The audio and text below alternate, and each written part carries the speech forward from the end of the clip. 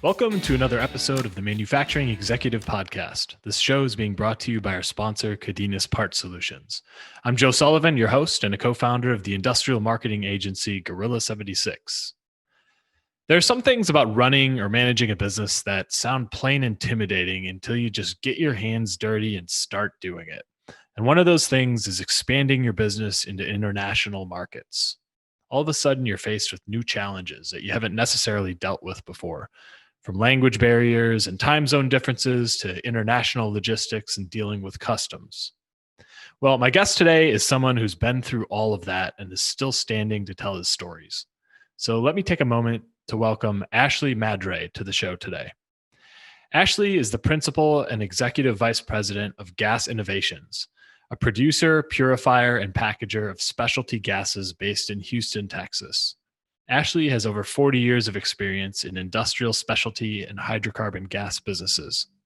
He began his career in 1981 as an industrial gas sales representative with the Linde division of Union Carbide Corporation, which is now Praxair. In 1990, Ashley participated in the management buyout of the Linde UCC subsidiary. He became vice president and sales manager, directing acquisitions, managing sales, branches, and operations for the company, and growing it into a 42-location business. In the early 2000s, Ashley traded hydrocarbons for Duke Energy, procuring hydrocarbons from producers, and marketing to commercial users and other trading entities. Then in 2002, alongside Jason Willingham, Ashley co-founded Gas Innovations and several related companies. Gas Innovations is now a multinational company serving the industrial gas, oil, and gas and petrochemical and related industries. Ashley, welcome to the show. Well, thank you. Nice to be here, and thank you for having me. Absolutely. Well, Ashley, one thing I try to do here with this podcast is ask listeners what topics they want to hear about. And a few people have recently brought up this idea of having a guest on here that can speak to expanding their business outside the U.S., getting into international business. And so I kind of, dug around through my network a little bit, and that's what led me to you. And so what I was hoping you could kind of start out here by giving our listeners a little bit more background about what exactly you do and how you landed where you are today. Okay. Well, thank you. We package gases. That's the simple version of what we do. And those gases are typically hydrocarbons. There are a few that are not. But the hydrocarbon family, we package, we purify, we enhance their serviceability, and we ship them anywhere people want to have them, domestically and abroad. We ship in rail cars. We ship in disposable 9-ounce cylinders and everything in between. In terms of how we got here, I finished school a long time ago and joined Union Carbide Corporation. And have probably been in every petrochemical plant between Brownsville and Mobile in my life and learned the industry there. And grew up in industrial gas, and through a series of events, wound up starting my own company here with a couple of partners in 2002, Gas Innovations, and we've been very fortunate, grown it to almost 100 people, and now we serve most of the states and many of the foreign countries around the world with those products. So, Ashley, you guys started out doing business domestically and then moved into international markets somewhere along the way? Yes, we had always flirted with supplying a little bit of product to Mexico. We're in Texas. It makes sense. That border crossing from Texas to Mexico is fairly simple. So we've done that. And we purchased product down there, but we really got started. I went to a networking breakfast sponsored by a group of attorneys, bankers, and service providers for the middle market companies that they supplied. And the featured speaker was an old Federal Reserve guy who was serving at the University of Houston in economics capacity as chair of the economics department. And he made a speech that really resonated with us. It was almost like treating me like a little schoolboy and getting on to me for not paying attention to the export market. And he explained to us how the rest of the world craved many of the Western ways, whether it was Western technologies or Western ideas, but also the ways of doing business. And in Texas and in Houston particularly, we have the Halliburtons of the world, and we have Exxon and Shell and all those big guys. And he chastised for us believing that those were the only people that they were interested in. He said, they're interested in you as well, you middle market companies. And it really awakened us. And so I came back to my office and I gathered our team and I said, listen, I've just been taken to the woodshed by Dr. Bill Gilmer, and we have got to pay attention to the export market. And we're going to start, and come hell or high water, we're going to supply in a much broader fashion and a much more successful fashion than we ever have the export markets. And so we started. I'm a big networker. I believe that we ought to go to meetings and that we ought to network. And if you don't know somebody, you need to find out who it is, and you need to know about them. You need to ask. And so we encouraged our team to do that. And I've got a great team. We've got a great team. So the next thing I know, I've got maps of each continent all over our conference room. So they heard the message, right? And so we started identifying our customers that we serve domestically. We began to ask each one of them where they had offices abroad and who the contacts were. And we started there. And it was amazing how that came to us. Then we started saying that we exported. And so now people start looking for us, and they look for us on our website. And simultaneously with all of that, we spent a great deal of time making our website what it ought to be. And not that we're there yet. I certainly don't mean that, but that we're way better off than we were when we started. And we continue to try to keep it fresh, continue to try to keep it useful, and with appropriate information on there that is useful, that is searchable and findable by the world community, not just domestically. So we have put things on there in international languages. So of course, Spanish. We've done some work with Korea, and so we've placed some Korean language data on there, and others. And so I think when you start that, you send the message to your team that we're going to do it, and they, I didn't tell them to go get maps. They did that. I didn't tell them to put on the website that we're going to export. They did that, and it began to grow.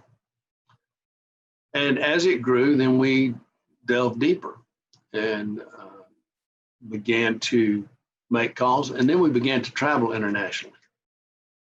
And our traveling internationally really was maybe as good for our own people as it was for our potential customers and clients, because then our people saw that we absolutely were committed. We were flying people around the world. We'd never done that before. And we didn't, I don't want to say we were extravagant, but we did it right. We went to the proper meetings and conferences. We set up meetings ahead of time. I think the team liked it. And so they never wanted to blow it. They wanted to make sure they could go back. We let most of them take their wives when we went on those kind of international trips as a perk. And so it began to grow. Since that time, we've continued that emphasis. I bumped into a young man who asked me about work, and he was Korean, of Korean descent, and he was at the University of Texas, and wasn't sure about the next level of activity, and he wanted to go to graduate school. So he spent a little time as an intern for us. And he spoke 3 or 4 languages. And so he would make calls on our behalf late at night. He would participate in phone calls and help with the language barrier. But what I would tell your audience is the language barrier is conceived in our heads. Worldwide, most people use the English language. We're sort of lazy here. We don't do as much alternative languages to English, but most of the world does. And so don't let that be a hurdle or any kind of impediment to your thinking in terms of doing export work. Again, as we begin to pursue this, we got offered opportunities to go to additional meetings. We are part of the Greater Houston Partnership Organization, a great organization, and they have monthly meetings that typically I attend, sometimes others in our organization. And when they have export oriented presentations, well, we certainly participate in those. And we got to meet the Department of Commerce people from the United States Department of Commerce. I've gotten the opportunity to meet the president of the World Bank. Gotten opportunities to meet many people related to this. Believe it or not, the state of Texas has an export support organization. And they're more than happy to help you with that regard. So there are tons of resources. We continue to find out about them. In some cases, there are more resources than we can even use. There are just so many. And you can find out about them. I guess if you're in a small town and maybe rural area, it may be a little bit more difficult, but I would challenge you to, through your network and through your bank, through your insurance or legal organizations, that people can help you and help identify this opportunity. So we've continued to do that. We've tried to add to our repertoire of services and products and even expand to those that are demanded internationally that might not be demanded domestically. So it's just about now accepted around here that we're going to export, and it's going to be as basic to our business as our domestic business. That's great. You hit on a ton of really good stuff there. When you mentioned that breakfast or that event you had where you had the speaker from the Federal Reserve there, that seemed to be kind of your trigger that made you say, oh geez, we're missing something here. We got to open our eyes to what's in front of us. How long did it take from that moment until you guys really set this in motion? Because I love that you saw an opportunity and you just went for it, and you kind of laid out the steps you went through there, which is, I love it. It's you leaned on your existing customers, and then you made a positioning decision through the language, yes, your outward facing positioning to the world, and said, we export, right? It's as simple as that. It's saying, this is what we do and for who. But how long did it take to kind of get some of that in motion? I mean, it surprised me. Our team jumped on it immediately. But to see really signs of success, I would say within months, we saw some success. Within a year, we saw definite success. But our team has always had an appetite for new and different, our name being Gas Innovation. We want to be new and different, so we want to pursue those opportunities and in that business that maybe the rest of our competitors of the world are not as interested in. It's typically faster growing, and it typically provides a little better margin for us than the tried and true old hat margins. So really had no problem getting our team on board. If we had an issue on within our team, it would have been about how we're going to get paid. Our CFO, who's outstanding, said, actually, now how are we going to get paid? And so I remember we were doing a big job for Korea. And he said, so we found this international banking consultant. All of this has happened during this time. We start asking questions and talk about export. And, a banker said, you should meet this guy. And so we meet this international banking consultant. And so he'll help us with writing letters of credit. He explained to us the difference between a letter of credit and a bank guarantee. I didn't know the difference, but we learned that. And in much of the world, a bank guarantee is used, where in the U.S. we use letters of credit. So there's a built-in obstacle between the rest of the world and us. They use guarantees and we use letters of credit. But we began to understand how to navigate that and how to use a letter of credit with a sister bank in an outside country for a bank guarantee, to issue a bank guarantee to customers. Just a myriad of that kind of activity. So where was I, Joe? I'm convincing my CFO that, hey, we're going to be okay. So, you don't always get prepaid on an export ship. There are people who've never been in the export business that think that's the way it is, and it's not. You've got to be sophisticated enough to know that you're going to get paid, or you need to prepare to be paid, or one or the other. So I asked the international banking consultant, one of his assistants who'd had a lot of experience in Korea, I said, listen, we're going to do this big job in Korea, and we're worried about getting paid. And she said, you have absolutely no worry about getting paid from Korean businesses. And I'm like, wow, how do you know that? How can I trust you in that? She said, I've done business there for years. And she said, if it were to go bad, you just go to the consulate and say, here are my documents. We made good, and they will get you paid. And she gave me every confidence in the world. Well, our CFO had already knew that team. So I said, Dennis, Sally says we have no worry if we're in Korea. He says, Sally said that? Yeah. So, okay, so now we're okay. So that's how it evolved. And we worked with them and, had just fantastic business. That's great. Well, so that was a pretty good sized hurdle, was that, and that still is, everybody wants to get paid. Yeah, I imagine so. Yeah.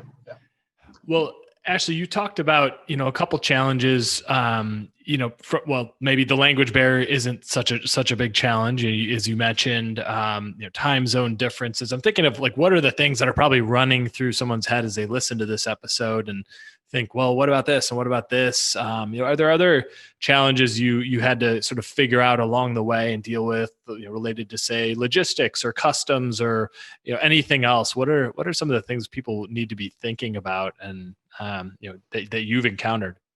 Well, so those are really good things that I may have glossed over. You need somebody to help you with customs, unless you know it well, and we didn't. So we have a customs broker that helps us, and they're very experienced. This guy's an Englishman that owns his company, and he was a seafarer, so he knows shipping and all of that sort of thing. And his company is well versed in our product line. And so they've helped us a lot. But we've used others as well. We had a situation where we were shipping something to a landlocked Asian country. So we had to ship it. We offboarded it. We railed it. We then trucked it to the final destination. And this is in not a U.S. favored location of the world. We were selling it to another country who was putting it in this ill-favored place. And I was amazed at how well we could get that done. We asked some of our shipping partners, hey, who's got the best relationship here? And they all said, this guy. And so we used him, and it was unbelievable. We put basically 20-foot cargo containers on a ship, and they took it to a port and put it on rail and took it to another location and put it on trucks and trucked it to this inland location. And I think we paid, on a several $1 million deal, we paid $17,000 in damages on the containers. That's all. It was just fantastic. We made a lot of money, made everybody happy, customers happy. We got an A+. But it's because we networked and we went to some experts on how to get the credit done and how to get the shipping and customs transportation done.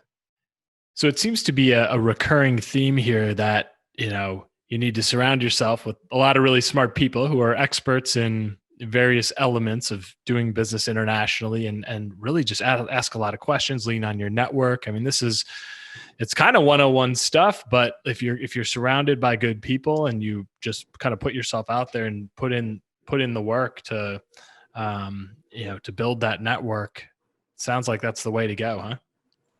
It is not unlike the audience and their businesses. They're as good as anybody at what they do, but when they step out of that area, they need expertise, whether it's in banking or legal assistance or insurance, or maybe it's shipping, or maybe it's customs. But yeah, you need to have somebody that could get you out of a jam if there's a jam, because there can be. I mean, we've had some real scary things where we had a non-sophisticated customer send product back to us incorrectly labeled.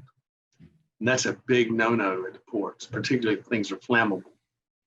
And so, we had to say, guys, if that happens again, you're going to pay through the nose because the risk is just too much. So we learned that. We learned about all the Incoterms.